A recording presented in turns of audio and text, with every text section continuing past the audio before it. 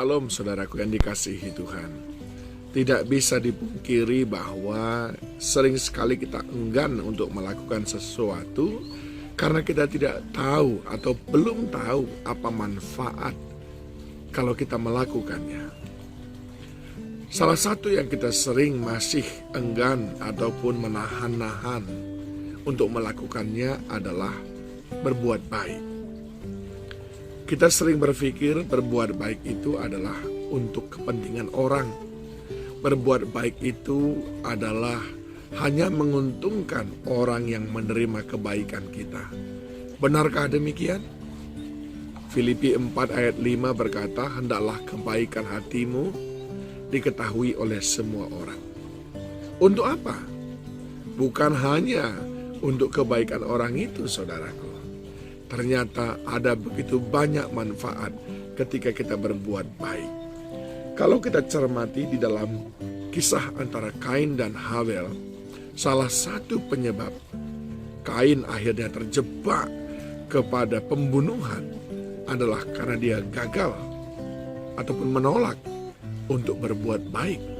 Mari kita cermati di dalam Kejadian 4 ayat yang ke-9, firman Tuhan kepada Kain, di mana Habel adikmu itu?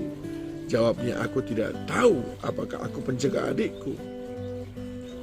Ini menjadi sebuah tindakannya yang seakan-akan menolak untuk berbaik-baik. Di dalam ayat 6, Tuhan berkata begini, mengapa hatimu panas dan mukamu muram? Apakah mukamu tidak akan berseri jika engkau berbuat baik? Tapi jika engkau tidak berbuat baik, dosa sudah mengintip di depan pintu. Ia sangat menggoda engkau, tapi engkau harus berkuasa atasnya. 1. Berbuat baik itu membuat suasana hatimu menjadi baik. Ketika suasana hati kita menjadi baik, maka tentu saja kita lebih produktif. Kita lebih bergairah melakukan hal-hal yang baik pula, hal-hal yang positif. Itulah yang Kain gagal untuk memahaminya. Yang kedua, ketika kita berbuat baik, tentulah kita menurunkan tensi sehingga menghindari stres. Orang yang banyak berbuat baik tidak akan dilanda stroke. Apabila dia berbuat baik dengan keikhlasan, dia akan sehat. Dia tidak mengalami depresi karena dia melihat senyum orang lain yang menerima kebaikannya.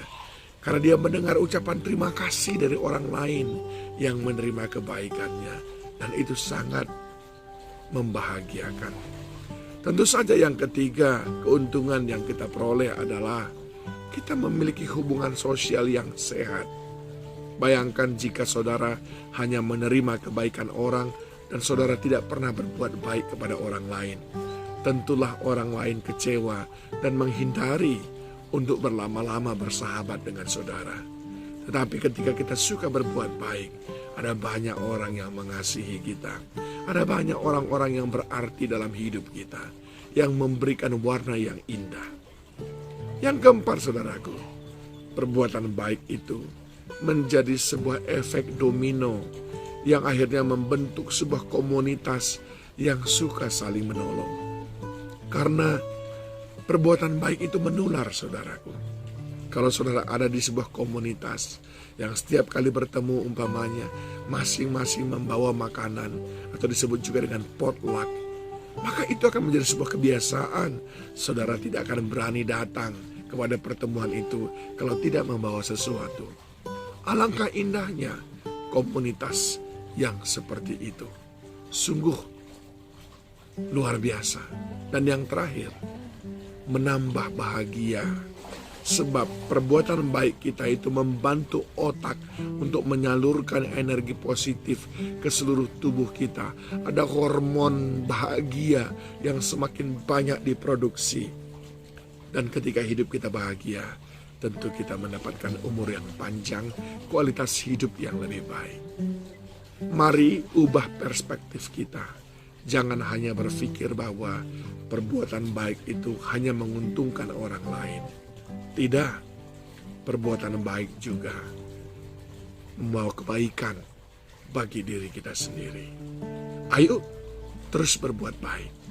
Tuhan Yesus menolong kita.